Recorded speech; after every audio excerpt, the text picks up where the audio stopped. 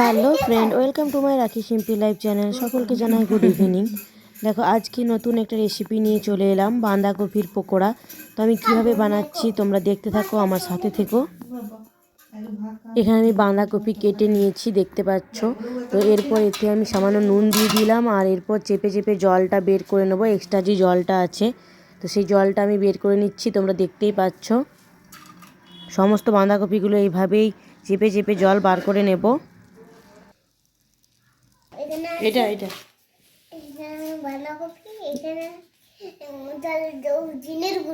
চালের গুঁড়ো। দেখতে পেলে বন্ধুরা, রানী এতক্ষণ তোমাদের সাথে সব কিছু শেয়ার করলো। এরপর আমি করছি, এখানে জিরা গুঁড়ি নিয়েছি, হলুদ গুঁড়ো নিয়েছি, পাস্তা মশলা নিয়েছি, আর এখানে ধনা গুঁড়ো নিয়েছি, আর চালের গুঁড়ো, আর বেসন। আর বাঁধাকপি আগেই দেখেছো যে জলগুলো চেপে রেখেছি। তো এরপর বাকি মশলাগুলো অ্যাড করব। আর এই যে এখানে বৌদি পেঁয়াজ কেটে দিচ্ছে। এরপর এখানে আমি পেঁয়াজগুলো অ্যাড করে দিচ্ছি।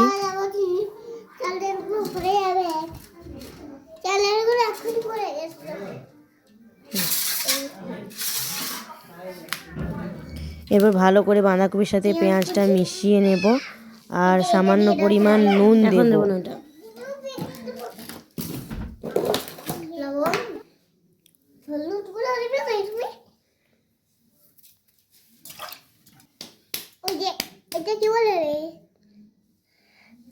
লবণ, চালের গুঁড়ো,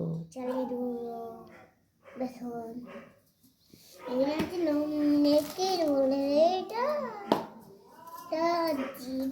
হলুদ গুঁড়ো, জিরে গুঁড়ো, এটা হচ্ছে বেসন দিলে প্রথমে ছোট্ট দই নিয়ে আমরা।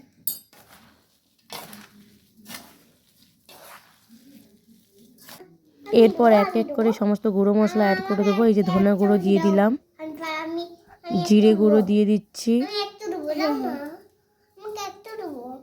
দেবো, দাঁড়া না। এরপর হলুদ গুঁড়ো দিয়ে দিচ্ছি। সব শেষে পাস্তা মশলাটা অ্যাড করে দিলাম। এরপর ভালো করে সমস্ত মশলাগুলো বাঁধাকপির সাথে মিশিয়ে নেব। আর না, লঙ্কা গুঁড়ি দেবো না, তুমি খেতে পারবে না।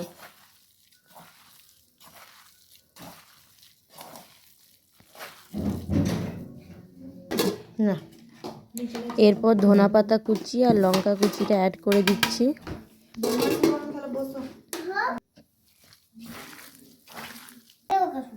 দেখো বন্ধুরা, সব কিছু মশলা দেওয়া আমার কমপ্লিট, ভালো করে মেখে নিয়েছি। এরপর পকোড়াগুলো তেলে ছেঁকে নেব। কড়াই তেল গরম করতে দিয়েছি। এরপর এগুলো তেলে ভেজে নেব। তো এই অবস্থায় গ্যাসের ফ্লেমটাকে মিডিয়ামে রাখবে। আমি নিজে একা ভিডিও করি, তো এক হাতে ভিডিও করছি আর এক হাতে কাজ করছি, তো একটু প্রবলেম হচ্ছে, বুঝতে পারছি।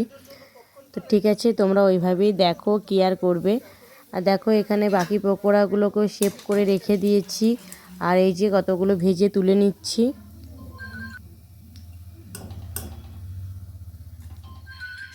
তোমরাও এইভাবে তেলটাকে ঝরিয়ে নেবে, কেননা অনেকটা তেল না হলে টেনে নেয়। তো সেই জন্য আমি ভালো করে তেলটাকে ঝরিয়ে নিচ্ছি।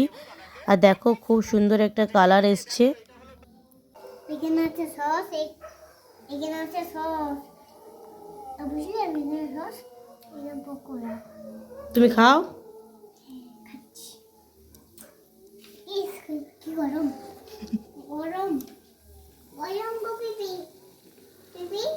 যাও, চলে যাই ঘরে। দেখো বন্ধুরা, আমি পকোড়া ভাজছি, আর পকোড়াগুলো উধাও হয়ে যাচ্ছে, কারণ এই পকোড়াগুলো ভাজতে অনেক সময় লাগে। তো আমি ভাজছি আর গরম গরম সার্ভ করছি। পুচকির খাওয়া হয়ে গেল 4-5টা, মাকে বাবাকে 4টা করে দিলাম। আর এই যে আরও ভাজছি, তারপরে আমি খাবো, আমার বৌদি খাবে, দাদা খাবে, আরও 2টো বৌদি আছে আমাদের বাড়িতে, টিভি দেখতে আসে তারা, তো তারা খাবে। এবার তাদেরকে দেবো। এই যে দিয়েছি কড়াইয়ে ভাজতে, কারণ গরম গরম না খেলে ভালো লাগে না। তো আমি যদি একবারে সমস্ত কিছু ভেজে খেতে যাই, তাহলে অনেক দেরি হয়ে যাবে, ঠান্ডা হয়ে যাবে। তো সেই কারণে আমি ভাজছি আর সস দিয়ে বৌদিকে দিচ্ছি, বৌদি সবাইকে দিয়ে আসছে। তোমরাও এইভাবে ট্রাই করে দেখবে, খুব সুন্দর খেতে লাগে। আমি এর আগে একদিন করেছিলাম, তো তখন মারা বলেছিল যে খুব ভালো হয়েছে, তো খেতে সবার খুব পছন্দ হয়েছিল, সেই কারণে আমাকে আজকে আবার বানাতে বলল। তো ঠিক আছে, এইভাবেই বাকিগুলো ভেজে নিই আমি।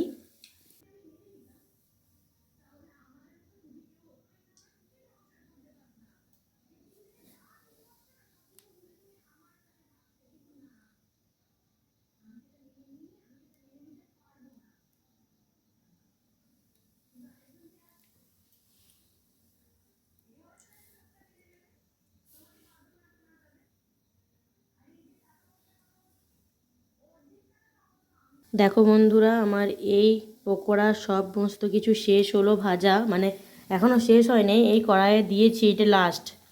ঠিক আছে, আর এই যে এইগুলি আছে, এগুলি আমার, আর এগুলি হচ্ছে আরও কাউকে একটা করে দিয়ে দেবো। সবাইকে দিলাম, প্রায় 6-7টা করে সবাই খেলো। তো ভালো হয়েছে, তোমরা এইভাবে ট্রাই করো, অবশ্যই তোমাদেরও ভালো লাগবে।